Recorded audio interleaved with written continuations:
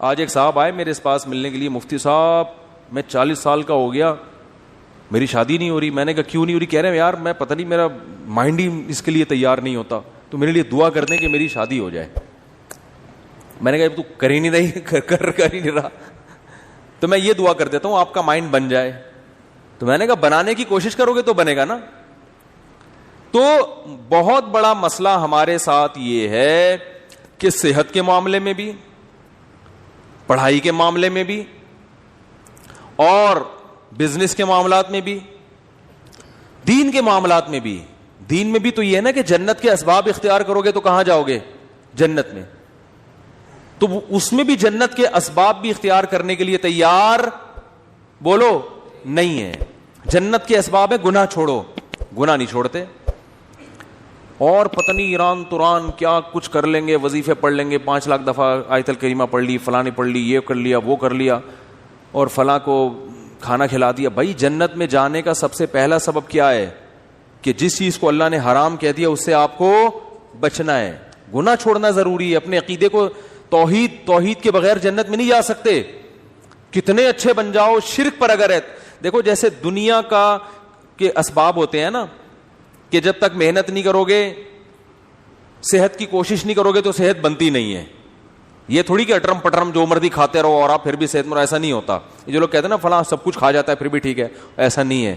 ایک وقت اس کو بھی بریک لگانی پڑتی ہے, اس کو روکنا پڑتا ہے اپنے آپ کو. اور جو پھر بھی کچھ نہیں ہو رہا ہے اس کا مطلب ایک ہی دفعہ میں ہونے والا ہے, اس کو ایک ہی دفعہ میں پھٹ جائے گا بیٹھا بیٹھا. کیونکہ جو کچھ ہوتا رہے نا تو انسان پھر بھی تھوڑا سا احتیاط سے چلتا ہے. اس کا مطلب ایک ہی دفعہ میں اس کا کچھ ہونے والا ہے, ٹائٹ طریقے سے دھماکے کے ساتھ پھٹے گا. گرنیڈ ایک ہی دفعہ پھٹتا ہے, اور کلاشن کوف سے گولیاں مسلسل چلتی رہتی ہیں, ٹھیک ہے نا. گرنیڈ کیا ہوتا ہے؟ ایک ہی دفعہ پھٹتا ہے, بس وہ دوبارہ چلنے کے قابل نہیں رہتا.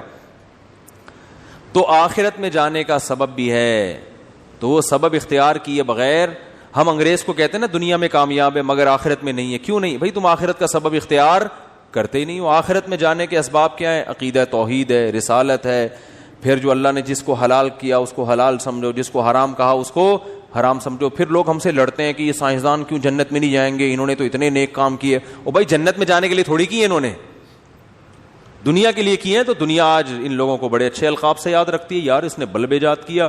اب بلب کے رشتہ داروں کو گالیاں دینا الگ بات ہے, لیکن بلب بنانے والے کو گالیاں کوئی بھی نہیں دیتا. پاکستانی قوم بلب کے رشتہ داروں کو گالیاں دیتی ہے, لیکن بلب بنانے والے کو الحمدللہ گالیاں نہیں دیتی, اور دینا بھی نہیں چاہیے گالیاں. بھائی اس نے ہم پر احسان کیا, بلب بنایا, تو احسان کا بدلہ اس کو دنیا میں مل گیا. اس نے کون سا صدقہ جاریہ کے لیے آخرت کے لیے بنایا تھا؟ تو جو دنیا میں کر رہے ہیں دنیا کے لیے کر رہے ہیں, آخرت میں کوئی حصہ نہیں. اللہ نے بتا دیا تم نے آخرت کے لیے کیا ہی نہیں ہے, کیونکہ تمہارا تو آخرت پر ایمان ہی نہیں ہے. تو اس لیے بات خوب یاد رکھو, صحت کا مسئلہ ہو, گھر میں بچوں کی تربیت کا مسئلہ ہو, پیسے کمانے کا مسئلہ ہو, صحیح ہے نا, جب تک محنت نہیں کرو گے, قانون اللہ کا یہ ہے کہ کخ بھی ہاتھ میں نہیں آئے گا, کخ بھی نہیں آئے گا ہاتھ. کل رات میں مثالیں اس لیے دیتا ہوں تھوڑی سی عبرت کے لیے. کل ہماری ایک جگہ دعوت تھی, بہت ہی اچھے لوگ تھے, وہ دعوت ٹھکرائی نہیں جا سکتی تھی. کھانا کھایا ہم نے 11 بجے رات, اور وہ انہوں نے اتنا کچھ بنایا ہوا تھا, وہ بھی باقاعدہ آرڈر پہ کھایا ہم نے. ابھی میں کیا وہ سن بھی رہے ہوں گے نا بیان. کھایا, اب 11 بجے جب آپ کھاؤ کے سو گئے تو آپ کی صحت ٹھیک ہو سکتی ہے؟ پھر آپ کہو چونکہ میں مفتی صاحب ہوں اور لوگ کہتے ہیں عالم ہے, لوگوں کے خیال میں کوئی نیک آدمی ہے. اصل تو اللہ ہی جانتا ہے کون نیک ہے, کون بزرگ ہے, کون عالم ہے, لیکن لوگوں کا ایک اچھا گمان اگر فرض کر لیں تو چونکہ ہم نے 11 بجے کوفتے کھائے ہیں, کوفتے بنائے ہوئے تھے بڑے خاندانی قسم کے, پھوڑ دیے ہم نے, طبیعت سے پھوڑے. اچھا وہ تو میں ان سے کہہ رہا تھا کہ مولانا طارق جمیل صاحب تو رات کو کھانا کھاتے ہی نہیں ہے نا, رات کو کھانا حضرت مولانا طارق جمیل صاحب نہیں کھاتے, وہ اتنے 2-4 والے بس جتنا بھی رکھا وہ نہیں کھاتے, صحت کا خیال کرتے ہیں. تو میں نے کہا یار اتنا تپڑ مجھ میں نہیں ہے, اتنا اچھا کھانا رکھا ہوا ہے اور میں کھاؤں نہیں. تو وہ کہنے لگے, میں نے کہا ہم نے اس کا ایک آلٹرنیٹ تلاش کیا ہوا ہے, کھائیں گے طبیعت سے. تو ہم نے پھوڑا, اب جب پھوڑا ہے تو ظاہر ہے پھر اس پھوڑے ہوئے کو نکالنا بھی تو ہے نا کہیں. تو اس کا حل پھر ہم میرے ساتھ ایک ہمارے دوست تھے, وہ کافی وزنی ہیں. میں نے کہا بیٹا اب میں تو نہیں سو سکتا ایسے, میں تو نہیں سو سکتا, یہ تو خودکشی ہے. تو میں نے کہا جب تک یہ جتنی کیلوریز جمع ہوئی ہیں نا یہ برن نہیں ہوں گی نا میں نہیں سوؤں گا. انہوں نے کہا کیسے برن کرنا؟ میں نے کہا پیدل نکلو. تو ہم پھر نکل لیے پیدل, ٹھیک ٹھاک واک کی. پھر ہمارے ایک دوست کا جم ہے یہاں چلا گیا, پھر وہ جو مشین ہوتی ہے نا بھاگنے والی اس پہ بھاگا. میں نے دیکھا, میں نے اس سے پوچھا یار آدھا کلو کڑھائی میں کتنی کیلوریز, میں نے آدھا کلو کڑھائی نہیں کھائی لیکن اس سے ویسے ہی پوچھا ہے کتنی کیلوریز ہوتی ہیں. اس نے کہا کہ پتہ نہیں 100 ہوتی ہیں. تو میں نے کہا جب تک 100 یہاں وہ مشین میں لکھا ہوا تھا نا اتنا اس پہ میں چلا ہوں اور تیز تیز واک کی ہے کہ جب وہ آئے نا کہ 100 کیلوریز آپ کی برن ہو گئی ہیں پھر ہم مشین سے اترے. ہم نے کہا اب ہمارے لیے سونا کیا ہو گیا ہے؟ بولو نا بھائی, حلال. یہ اتنے نیک ہم بھی نہیں ہیں کہ اتنا صحت کا خیال رکھیں. ونس اپون اے ٹائم ایک واقعہ اچھا آ گیا, ہم نے کہا پارسل کر دو. یہ کرنا پڑے گا آپ کے باپ کو بھی, ورنہ توند نکلے گی, ورنہ عجیب سے ہو جاؤ گے. زندگی ایسی بہاریں اور خوشیاں کیا ہو جائیں گی, ختم. وہ کڑھائیاں جو آپ کھا رہے, کوفتے جو کھا رہے ہو نا, آہستہ آہستہ جا کے مختلف جگہوں پہ سے نکلنا شروع ہوں گے. کبھی کوفتہ یہاں سے نکلے گا, ڈاکٹر کہیں گے ان کی رسولی نکل آئی. وہ رسولی نہیں ہے, وہ جو کوفتے آپ نے کھائے ہیں ان میں صرف ایک کوفتہ نکلا ہے ابھی تو باقی کیا ہے, باقی ہیں. تو مختلف, ابھی تو تھوڑے دنوں میں آپ خود کوفتہ بن جاؤ گے. اور پھر کیا کرتے, صحت ٹھیک نہیں ہے, گھٹنوں میں درد, یورک ایسڈ بڑھا ہوا ہے, یہ ہوا ہے. پھر آتے ہیں کہ جی وہ مفتی صاحب کوئی وظیفہ بتا دیں کہ فلانے بزرگ کے پاس چلے جاؤں. پھر وہ فلانے آستانے پہ ایک بڑے اولیاء اللہ بیٹھتے ہیں, آدمی ہے کہ لیکن اولیاء اللہ, اولیاء تو ولی کی جمع ہے بھائی, ولی اللہ ہوتا ہے, اس کو لوگ کیا کہتے ہیں, اولیاء اللہ بیٹھتے ہیں. اولیاء اللہ تو بہت سارے ہول سیل کے حساب سے کہہ رہے ہیں. وہ فلانے آستانے میں ایک اولیاء اللہ بیٹھتے ہیں, وہ ایسا دم کرتے ہیں بھائی, ان کے پاس جاؤ, ایسا تعویذ ہے. ابے تو کھا کیا رہا ہے, تو کمبخت, تو تعویذوں میں نہائے گا بھی نہ کک بھی نہیں ہوگا. اللہ کا قانون ہے بھائی, قانون ہے کہ جتنا کھا رہے ہو نا اس کا وہ یوٹیلائز ہوگی تو صحت صحیح رہے گی. نہیں ہو رہا تو پھٹ جاؤ گے دھماکے کے ساتھ.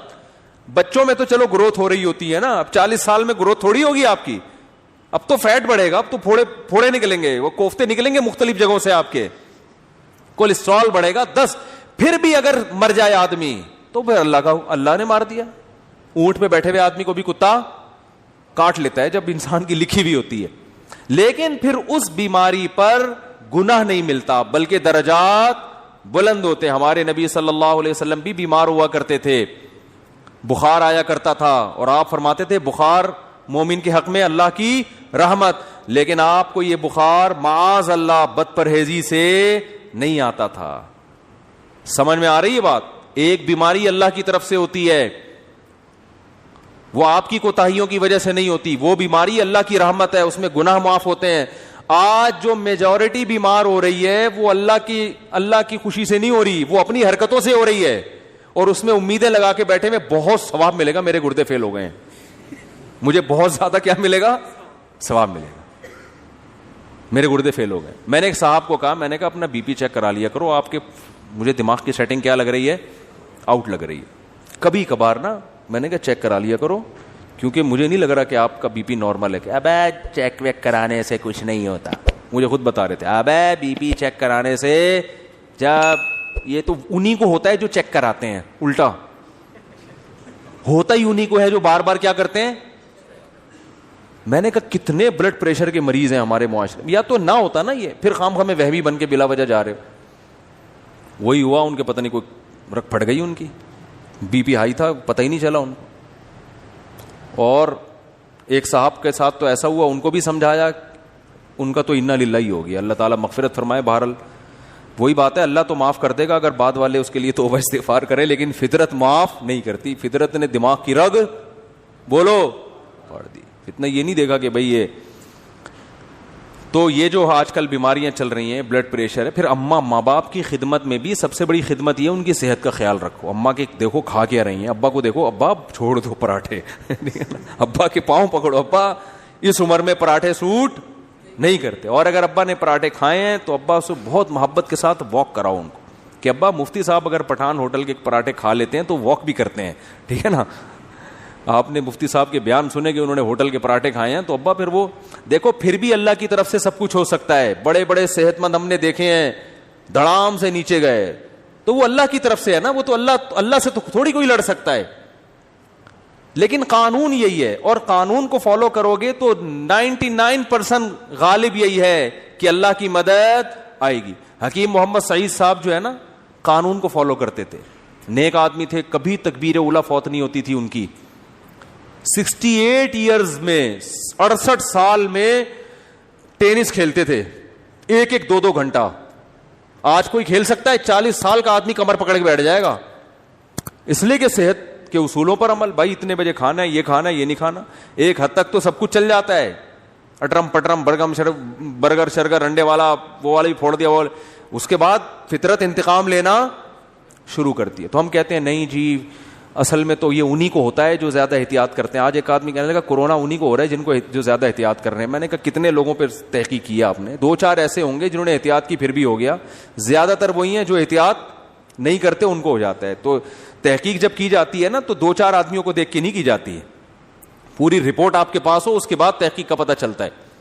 تو میرے بھائی, مسلمان کے ساتھ بہت بڑا مسئلہ یہ ہے کہ وہ کامیابی کے اسباب اختیار نہیں کرتا. صرف ایک صحت کی مثال میں اس لیے دیتا ہوں کہ صحت کا ایشو تو ہر ایک کے ساتھ ہے نا بھائی. ہر آدمی تاجر تھوڑی ہے, بزنس مین تھوڑی ہے. کچھ ملازمت کرتے ہیں, کچھ تاجر میں ہیں, کچھ پڑھائی پڑھ رہے ہیں, کچھ کوئی اور کام کر رہے ہیں. لیکن صحت تو ایک ایسی چیز ہے جس سے ہر ایک کو محبت ہوتی ہے نا.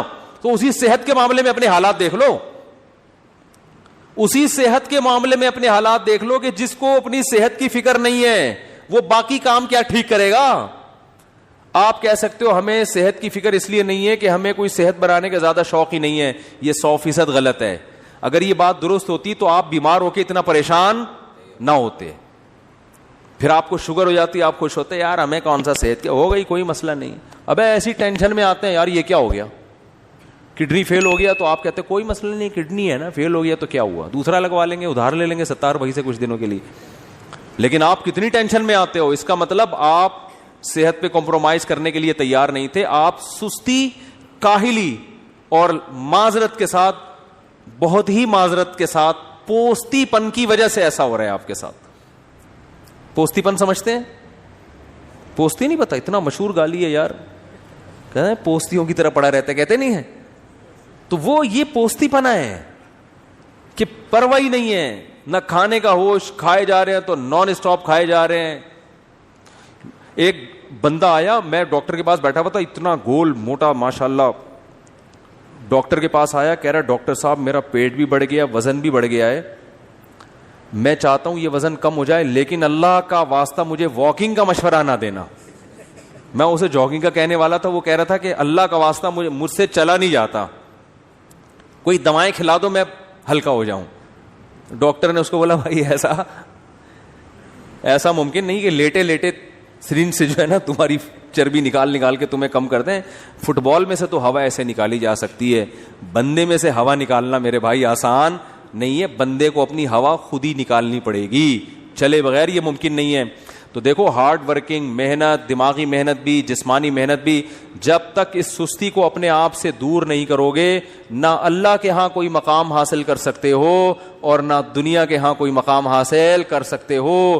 اور اس میں یہ امیدیں, بے دین آدمی تو کہتا ہے چلو کہیں بھی مقام نہیں مل رہا کیا کریں, دیندار آدمی اس پہ دین کا لیبل لگا دیتا ہے. یہ ہے اصل چیز خطرناک جو میں بیان کرنا چاہتا ہوں.